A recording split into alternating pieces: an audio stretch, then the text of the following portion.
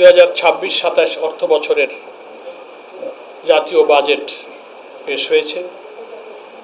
রেওয়াজ অনুযায়ী সরকারের অর্থমন্ত্রী সে বাজেট বক্তব্য সহ বাজেটের বিভিন্ন দিক ও বিভাগের তথ্যভিত্তিক পরিসংখ্যান সহ নানান পত্র পুস্তিকা সারণী সবকিছুই সংসদে উপস্থাপন করেছেন।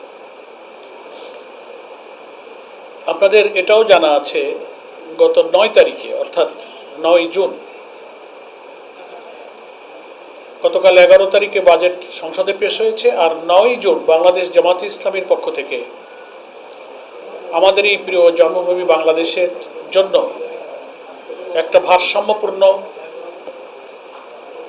অর্থনীতি, আয় ব্যয়, ব্যবসা বাণিজ্য এবং সাধারণ নাগরিক জীবনের সঙ্গে নাগরিক বান্ধব একটা জনমুখী বাজেট, বিকল্প বাজেট প্রস্তাবনা পেশ করা হয়েছিল। সেখানেও আপনারা উপস্থিত ছিলেন। আমাদের সম্মানিত আমিরে জামাত ডক্টর শফিকুর রহমান, বিরোধী দলীয় নেতা, তিনি সেখানে বাজেটের কাঠামোর উপরে, বৈশিষ্ট্যের উপরে বক্তব্য রেখেছিলেন এবং জামাত ইসলামীর পক্ষ থেকে একটা টিমের নেতৃত্বে বিকল্প বাজেট যে প্রস্তাবনা আমরা তৈরি করেছিলাম সেটাও আমাদের ওই সময় বাংলাদেশ জামাত ইসলামীর নির্বাহী পরিষদের সদস্য এবং আমাদের সেই টিমের নেতৃত্বে যিনি ছিলেন মাননীয় সংসদ সদস্য জনাব সাইফুল আলম খান মিলন, সেই প্রস্তাবনার উপরে তিনিও আলোকপাত করেছিলেন। সেখানে একটা পাওয়ার পয়েন্ট প্রেজেন্টেশন হয়েছিল। সেখানে বাজেটের ব্যাপারে অনেক এক্সপার্টরা সেখানে ছিলেন। প্রশ্ন উত্তরে জামাত ইসলামের বাজেট ভাবনা নিয়ে 9 তারিখের সেই সম্মেলনের কথাটা আপনাদেরকে আমি এই মুহূর্তে স্মরণ করে দিলাম। পাঞ্জাবের জগতে একটি বিশ্বস্ত নাম, শাবাব এথনিক ওয়্যার।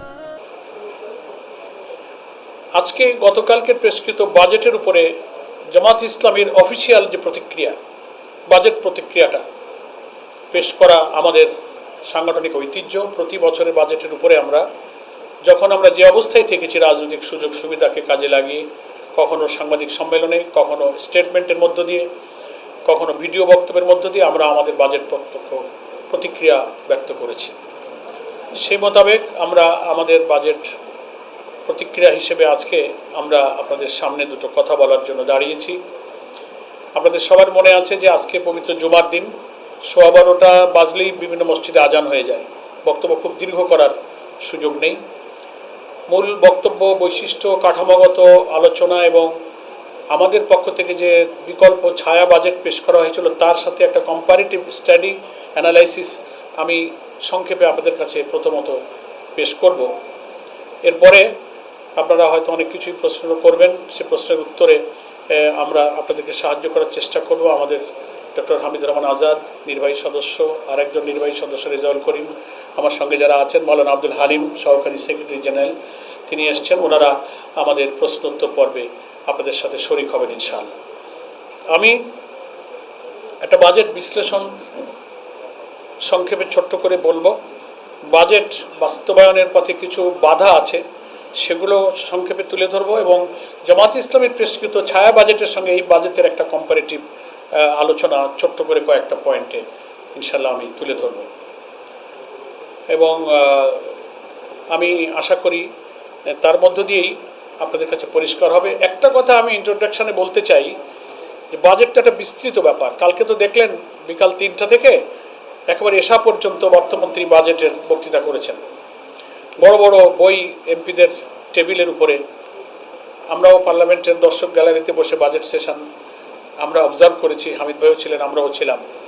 তো এত বড় লম্বা বক্তৃতায়, এত বড় বড় পুস্তকে যে বাজেট পেশ হয়, সেটার উপরে একটা প্রতিক্রিয়া তো ছোট্ট 10 মিনিটে শতভাগ হক আদায় করা যায় না।